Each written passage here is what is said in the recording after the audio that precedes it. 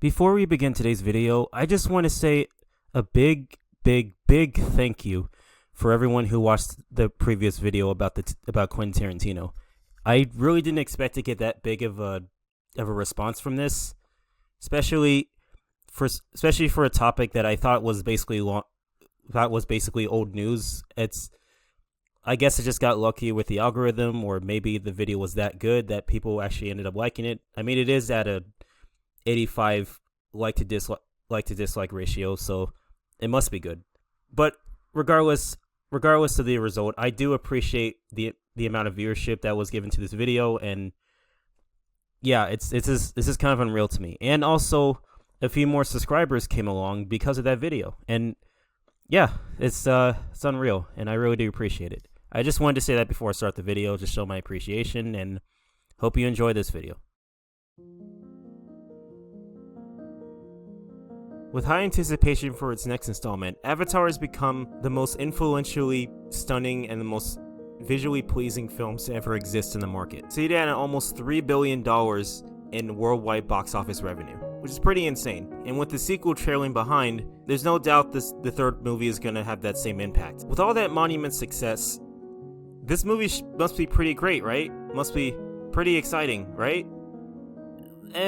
I guess. Well, I did say it was visually stunning. The story development and character is I was almost gonna say basic, because basic would at least inquire that they would start off with a slow small start, in which they did. A war veteran who basically lost the ability to walk and has basically lost his place in the world, and his body being transformed into the blue alien creature prototype that they have in their lab. That gave him the chance to finally make a life for himself, and he adapts to the ways of life inside the nature of this planet. It's a nice little development. In fact, the world itself that's been created is actually very cool.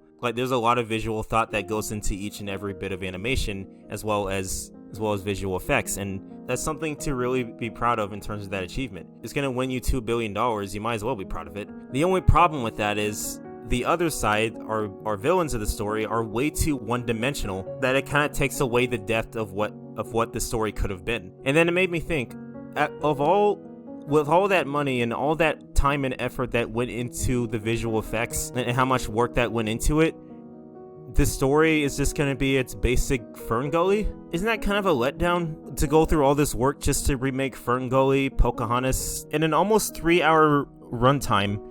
Don't you think some of that time could have been taken by just making each side of the situation a lot more three-dimensional, instead of just making one three-dimensional and the other one just being they're just a group of human assholes that want to destroy everything? What's the point in that? What is the actual point in that? That just kind of takes away the depth of our main characters. If it was just about nature, then just make it about nature. I understand they're all trying to migrate onto one planet, but what's the point in trying to start a fight over it or start a war? Like I said, I don't hate the film.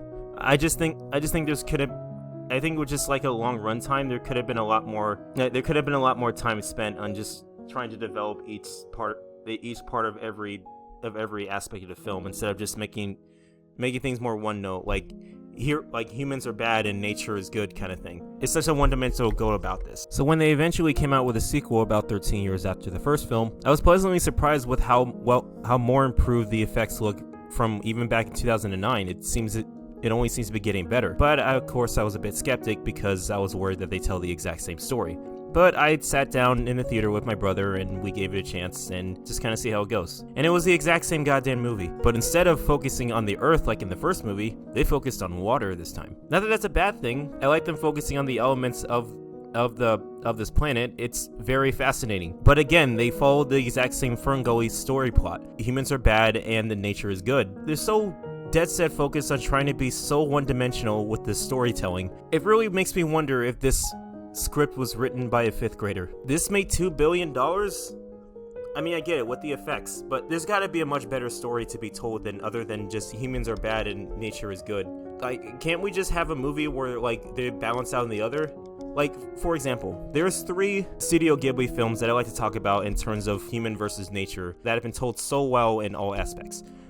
Princess Mononoke, Nausicaa, The Valley of the Wind, and Pom Poko. Now, it might sound kind of unfair that I'm comparing what's a monumental success of a film like Avatar to an animated film, but just hear me out for a second. With Princess Mononoke and Nausicaa, while those two are very similar in terms of story structure, the lesson they teach within the story is that while it's important for all of us to live in harmony, but it's also important that war doesn't solve anything.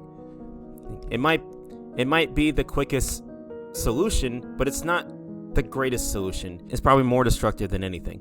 And same goes with Princess Mononoke. Our main characters are basically trying to find the solution to it all, while also trying to avoid death and destruction among the people around them. Pompoko is a little different though. These are animals that can transform into basically anything and are trying to defend their home by getting raided by humans. But it just so happens that humans are far more advanced and can easily take over literally anything they touch. That's what makes them far superior over them. Which sucks, but that's just natural selection when it comes down to it. They ultimately realize that they can't defend their home and have to ultimately transform into humans so that they can fully adapt to the world around them in order to survive, despite knowing how hard it is to be human.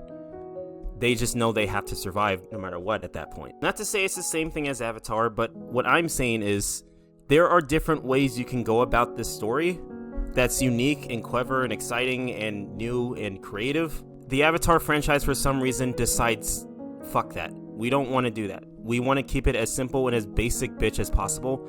And it leaves me baffled and kind of embarrassed that for such a big, monumental, successful visual achievement that these movies have achieved, it's kind of embarrassing to see that we can't make a better story than this. I know I might be on the minority when I say stuff like this, but honestly, I'm not going to take my word back from that. With so much money that went into these films, there are so much better films, even that's not even related to this, that have made billions of dollars that deserve to be in the top 10 highest grossing films of all time. And I'm sorry, I don't think this movie's one of them. I mean, I like these movies as everyone else does, and that's totally fine. It's okay we don't like the same thing that everyone else likes.